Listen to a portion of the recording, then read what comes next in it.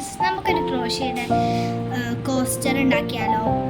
ഇത് ഞാൻ first time ചെയ്യുന്നൊരു കോസ്റ്റർ ആട്ടോ.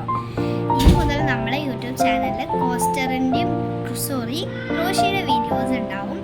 അപ്പോൾ നമുക്കിത് ചെയ്യുന്ന മെത്തേഡ്സ് എങ്ങനെ നോക്കാം.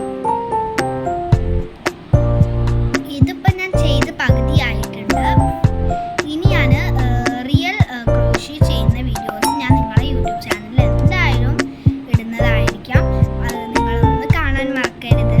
സബ്സ്ക്രൈബും ലൈക്ക് ചെയ്യാനും മറക്കരുത്. പിന്നെ ഇത് വാങ്ങിക്കുന്ന യാൺസിൻ്റെ കടകളും അതുപോലെ തന്നെ ഈ ചെയ്യുന്നതും ഇതുപോലെ പല കളേഴ്സ് ഞാൻ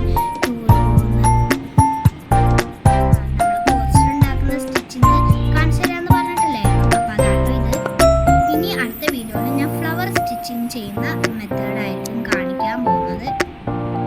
ആരും കാണാൻ മറക്കരുത് കേട്ടോ. പിന്നെ YouTube channel like and sub ചെയ്യാനും ഒരിക്കലും മറക്കരുത് കേട്ടോ. എപ്പോഴും അങ്ങനെ തന്നെയാണ്. എല്ലാ യൂട്യൂബേഴ്സിനും ഇതുപോലെയൊക്കെ ഇങ്ങനെ നടക്കണ്ടേ. അപ്പം നിങ്ങൾ ലൈക്ക് ആൻഡ് സബ് ചെയ്യാൻ ഒരിക്കലും മറക്കരുത്. ഇതുപോലെ ഞാൻ പല വീഡിയോസും കാണിക്കാം, പല ടെഡീസിനെയും കാണിക്കാം. എന്തായാലും ഈ വീഡിയോ കണ്ടു പോകുന്നവർ എന്തായാലും ലൈക്കും സബും ചെയ്യാൻ മറക്കരുത്. ഇതുപോലെ നമുക്ക് ക്രാഫ്റ്റ് വീഡിയോസ്, ക്രോഷ്യ മാത്രമല്ല ക്രാഫ്റ്റ് വീഡിയോസ്, പല സമയത്തും ഡാൻസ് വീഡിയോസ്, പുറത്ത് പോകുന്ന വീഡിയോസ്, ഡ്രസ്സിങ് വീഡിയോസ് എല്ലാം കാണിക്കാറുണ്ട് ഞാൻ. വഴുകാതെ അതെല്ലാം നമ്മളുടെ യൂട്യൂബ് ചാനലിൽ വരും കേട്ടോ. എൻ്റെ യൂട്യൂബ് ചാനലിൽ ഒരു പങ്കാളിയും കൂടി പുതിയതായി വരുന്നുണ്ട്. പുതുതായിട്ടല്ല, നമ്മൾ ഡാൻസിൻ്റെ വീഡിയോ ഇട്ടിട്ടുണ്ട്. അതിൽ കണ്ടിട്ടുണ്ടാവും എൻ്റെ ആരാണ് പങ്കാളി എന്നുള്ളത്. അപ്പം അവളും ഇനി മുതൽ നമ്മളുടെ യൂട്യൂബ് ചാനലിൽ ഉണ്ടായിരിക്കും. ഓരോ ക്രാഫ്റ്റ് ചെയ്യാനും ഡാൻസിങ്ങിനുമായിട്ട് അവൾ എന്നും ഉണ്ടാവില്ല, പലപ്പോഴും ഉണ്ടായിരിക്കാം. അപ്പം ഞാൻ പറഞ്ഞ പോലെ നിങ്ങൾ ലൈക്ക് ആൻഡ് സബ് ചെയ്യാൻ ഒരിക്കലും മറക്കരുത് കേട്ടോ. കാരണം എനിക്ക് വിശ്വാസമാണ്, നിങ്ങളത് ചെയ്യുമെന്നുള്ള വിശ്വാസം എനിക്ക് നന്നായിട്ടുണ്ട്. അതുകൊണ്ട് തന്നെയാട്ടോ.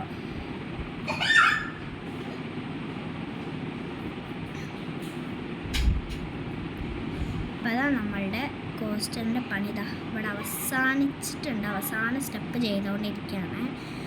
അമ്മേ,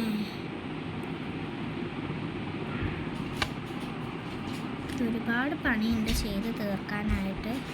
അതെല്ലാം എനിക്ക് ചെയ്ത് തീർക്കണമെന്നുണ്ടെങ്കിൽ മണിക്കൂർ ടൈം ആവശ്യമാണ്. എന്നാലും ഇപ്രാവശ്യം എൻ്റെ കൂടെ എൻ്റെ സബ്സ്ക്രൈബേഴ്സും കൂടി ഉള്ളതുകൊണ്ട് എനിക്ക് പിന്നെ കുഴപ്പമില്ല. അപ്പോൾ നമ്മൾ അവസാന സ്റ്റെപ്പ് കോസ്റ്ററിൻ്റെ പണി ഇവിടെ കഴിച്ചിട്ടുണ്ട് കേട്ടോ.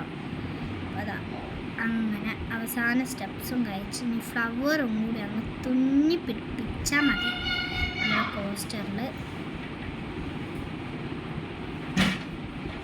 ഇനി ഇതൊന്ന് ഇസ്തിരി ഇട്ടാൽ റെഡി ആവും കേട്ടോ. ഇസ്തിരി പെട്ടി വെച്ചിട്ട് ഇങ്ങനെ ഒന്ന് ഡെവലപ്മെൻറ്റ് ചെയ്താൽ അത് റെഡി ആവേ.